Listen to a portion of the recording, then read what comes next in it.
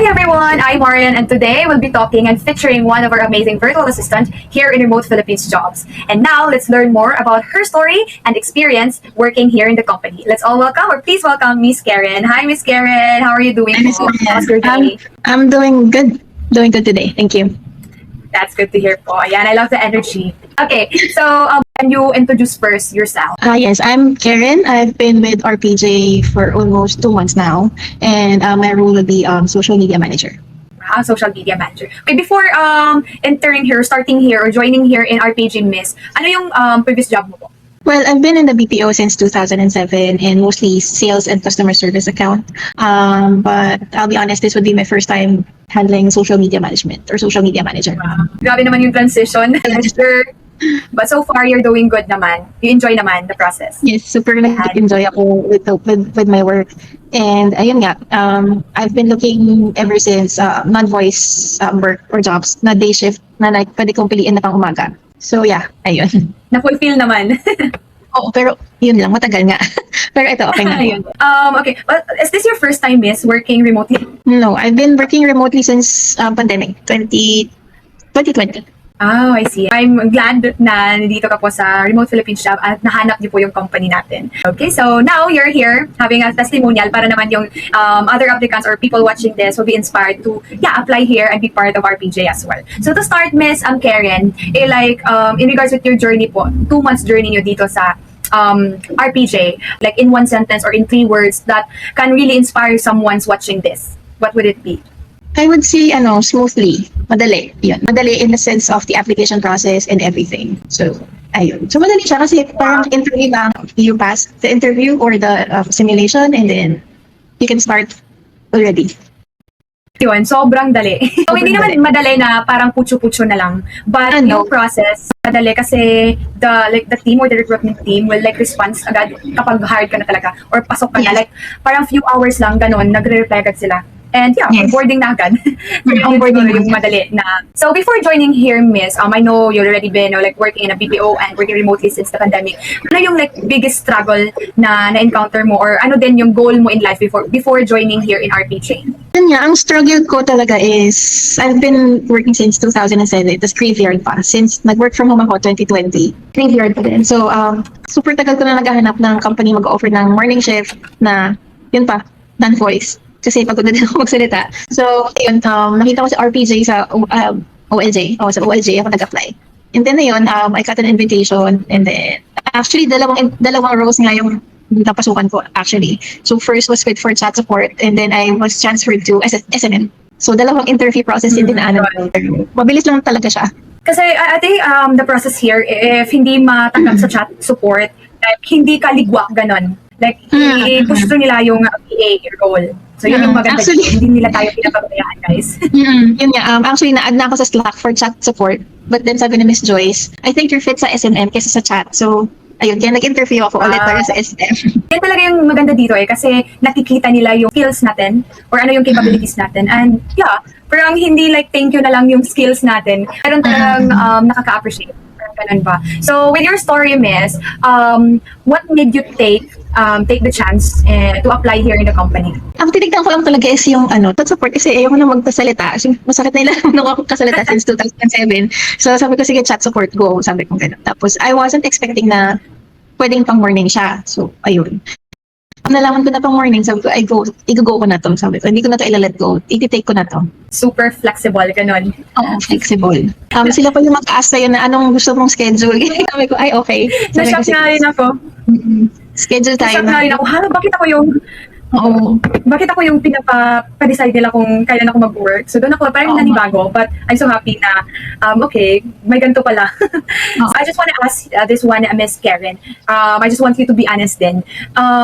Is there a doubt po? Or what were your doubts before applying? Before applying, wala. Wala akong doubts kasi that time naman, I was sending more than 10 applications per day or more than 10 applications per day. Kasi nga, I was looking for better opportunities, ganyan. Nung during application, wala, nag-apply ako. It was during the interview. So, kung medyo weird yung interview process, ganyan, madami kami. Tapos, share lang, ganyan. Tapos, yun when I found out na about the chat and everything. Tapos yun nga, SMM, sabi ko, ay, okay naman pala. So, Medyo nag-doubt lang sa interview process kasi nga ibang style yung interview nila dito. Hindi yung normal na tell me about yourself, ganyan-ganyan. Like individual. Oo, individual. Doon kasi group siya. Tapos, mag-ask na questions yung interviewer, ganyan. Medyo weird at first, pero yun nga, when I found out what would be the job description and everything, sabi ko, okay naman. Wala naman ka-risk dito. Unang hindi naman ako hininga ng payment. Ano ba naman yung mag-stay lang ako sa harapan ng laptop at mag-interview, diba? So, ayun. Parang lakasan ng loob din talaga. Kasi yun nga, I agree with you po na parang kakaiba yung hiring process dito. Group call, tapos hindi naman na, okay, please introduce yourself, ganun. Diretso lang. Then assessment na, yun. But legit siya guys. Kasi nandito kami ngayon, legit siya. Legit pala siya. Kasi ako, bago ako naging like ganito, recruitment team, dumaan din ako sa ganyan. Parang yun talaga yung first part ng process with the recruitment. So yun lang.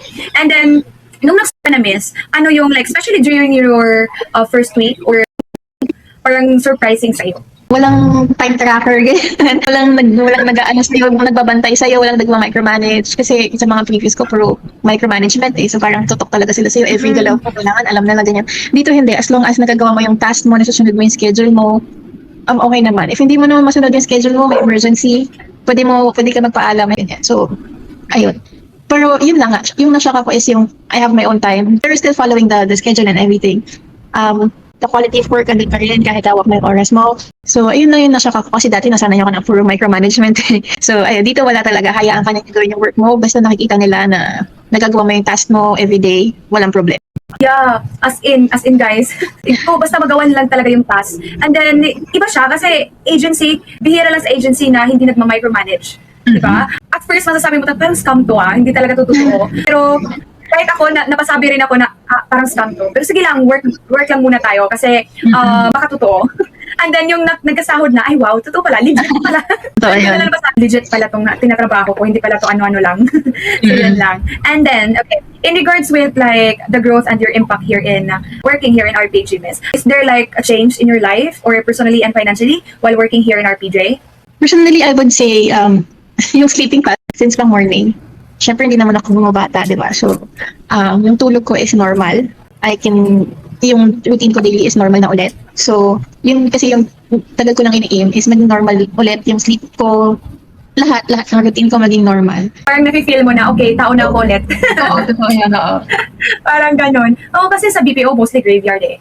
Tapos, hindi mo pa kontrolado yung oras mo kung anong schedule na ibibigay. Dapat, no excuses. Pero dito, as in, achieve talaga guys. Lalo na kapag meron tayong, like gusto natin mag-workout, ganon. Like, masusunod talaga na morning yung workout. Kasi ikaw yung parang magsiset ng schedule mo. So yun, meron kang mas maraming magagawa and healthy for us. So yun nga. And then, next question I have here, Miss. What keeps you motivated to stay and grow here? Or did you see our company na mag-work ka dito long term? Nakikita ko is, yes, I would work long term. Yun nga kasi, they just let us do our jobs, our tasks, wala nga micromanagement. Plus, yung mga kasama mo sa work, kahit hindi kayo nakikita, chat-chat lang. And pag may hindi ka maintindihan, you can send them a message and then ask them, ganyan. Parang, nagets mo ba yun? Ganyan. So, ayun, madali naman silang lapitan yung mga co-workers ko, ganyan. So, ayun, okay naman, parang wala namang reason para umalis dito sa company. Kasi, yun nga, parang, ang gaan lang, yun yung word, magaan siya. So, magaan magtrabaho dito. True, as in, yun talaga yung nagustuhan ko rin dito. It's because talaga yung work environment. Kasi kung may hilahan man pataas, hindi pa like pababa. It's because, yun nga, yung sabi mo, hindi natin sila nakakasama like in one office, pero kapag like need natin ng help, tapos mag-tap sa kanila, nagre-reply lang din sila. Kasi sa tingin ko rin, it's because of our bosses. Sobrang dali lang din ng mga boss natin na i-approach. So siguro, tayong mga agent, wala tayong rason para matagal din mag-reply. Parang ganun. So, sobrang ganda ng work environment. Sobrang gaan. Okay. So, next here, Miss. Sige, chismis pa natin yung company natin. Aside from like flexibility regarding sa work and then tumatanggap ng no experience, ano pa ba? Maganda yung work. Ano yung talagang pinaka nagustuhan mo sa company na to? Ayun nga, yun yung pinaka-nagustuhan ko, morning shift, tapos non-voice.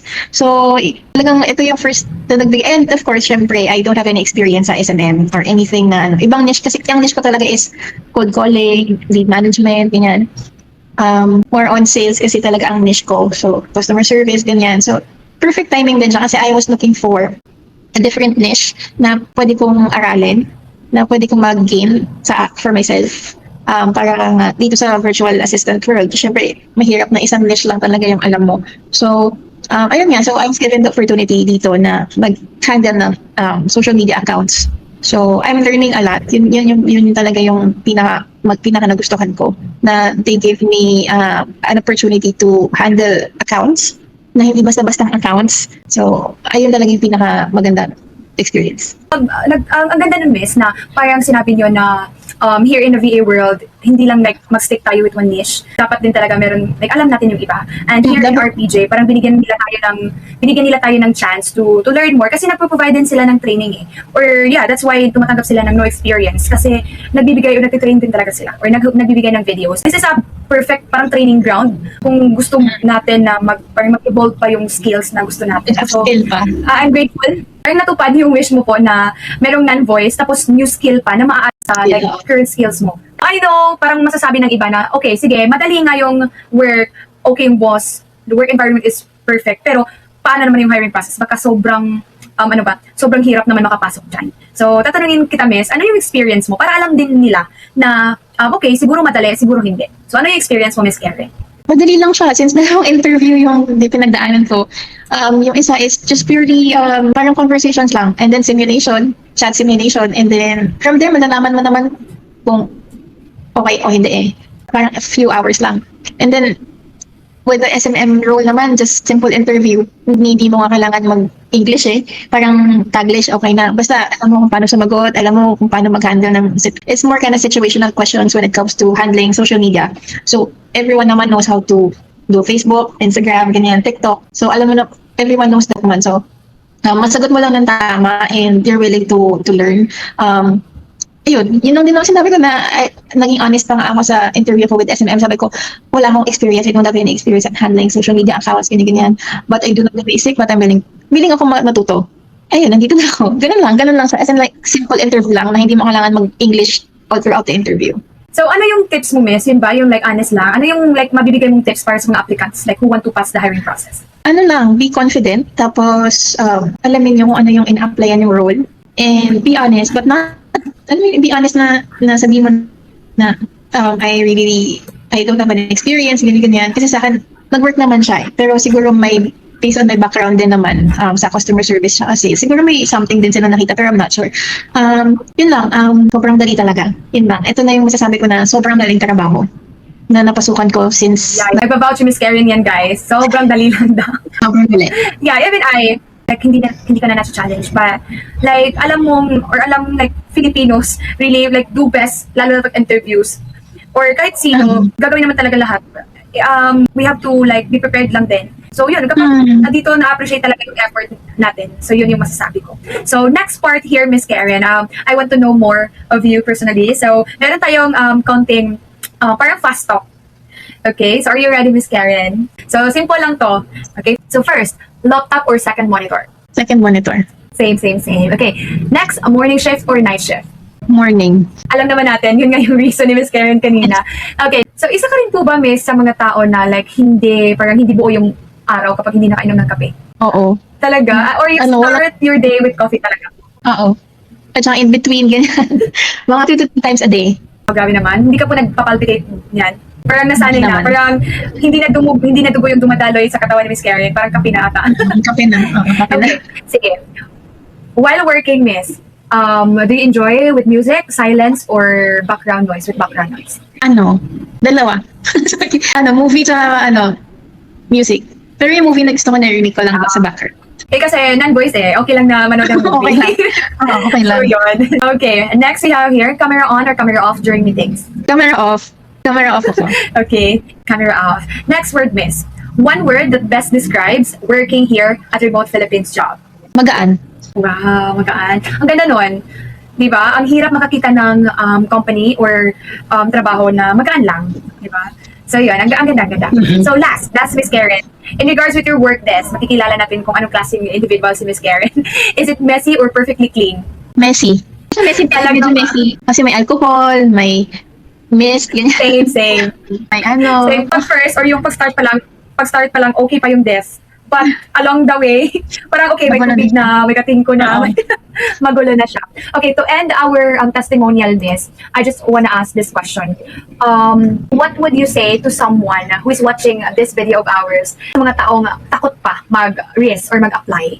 I wouldn't say risk kasi ako na magsasabi, hindi siya risk. Kasi totoong work siya, totoong pera siya, totoong sasahod ka, totoong dollar siya. So, it's really up to you if you would call it sa applicants na risk. But I would say madami na kami dito, madami na na hindi siya scam or anything. It doesn't mean na scam siya dahil mabilis yung interview recruitment process, one interview lang or simulation lang. It doesn't mean a scam. Minsan yun pa talaga yung alay mo ng work para sa'yo. Wow, ang ganda nun. Ang ganda na hindi siya hindi risky na mag-apply dito kasi totoong trabaho to. Hindi like parang laro-laro lang. Oo. Sumasahod talaga dito, guys. So, you're not taking a risk. You're taking it as work na talaga. So, yeah, I just want to say, Miss Karen, thank you so much for Thank having you. us today or saying yes na again to be part of this testimonial and for giving a glimpse of what it's like to be part of the Remote Philippines Jobs family. So we're not just a team here guys, we're a family. So we really love hearing this kind of real story, Miss Karen, and I enjoy talking with you. And I learn a lot from you as well. So siguro kapag uupo ako dito maghapon with you, I will learn a lot from you. So, lalo na yung sinabi nyo na don't just stick with one niche, lalo na working as a VA. And yeah, I just want to say thank you. And if you guys really wanted to like hear more real stories from our amazing team members, sobrang dami na namin dito, guys. And marami pa akong like gagawing interview with our amazing members here in Remote Philippines Job. So to our viewers, if you love this kind of video from us, don't forget to LSC. Like, share, subscribe, and comment to our videos. So who knows, diba? Ngayon, nanonood lang kayo, nagbabakasakali, but soon, sasabihin nyo, Miss Marian, nanood lang ako ng testimonial ninyo noon ni Miss Karen, at ngayon, ako na yung na-feature nyo. Parang fulfilling sa amin ni Miss Karen na makita na na-inspire kayo with our story, and especially Miss Karen's story. So, I just want to say thank you so much, Miss Karen, and Thank you. everyone watching, thank you so much, and see you at the next one. Bye! Thank you.